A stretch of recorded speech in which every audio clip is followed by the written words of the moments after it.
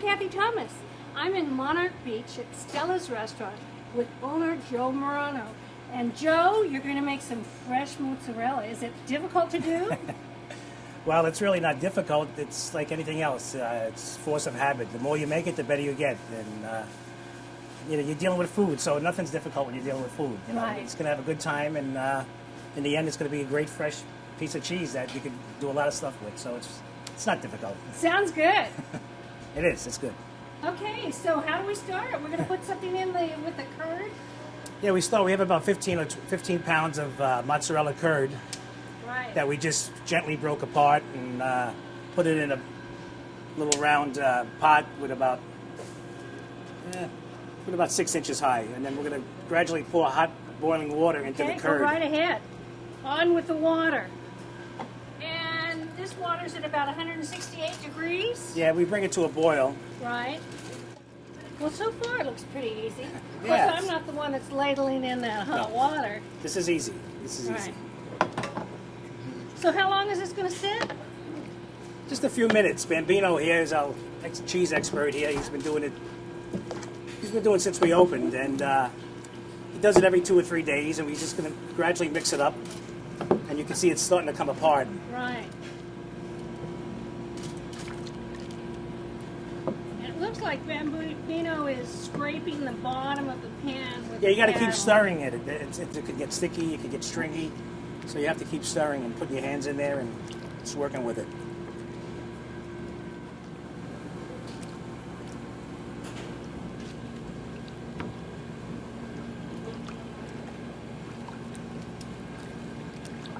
So, Joe, what's going to happen next?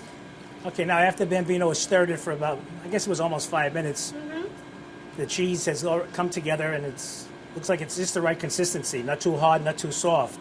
The temperature of the water is so important, as I was telling you. And now he's going to gradually pick off a little piece and roll it into balls, sort of like a dough ball or rolling a little baseball. And he's kind of twisting it with his hands, isn't he? Yeah, that's the way and forming just a beautiful Yes. sphere there, pulling it off, pushing the tail in, and forming it into a perfect little bundle. Look at that. Bambino, you're really good at that.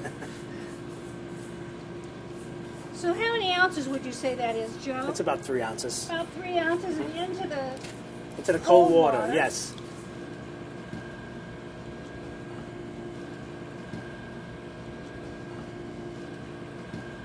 All right, so into the ice water now, Joe? Yep, this is the almost the final step. After it's sitting in the water to cool off and form, we throw it in an ice water. This was a lot of ice. The ice melted.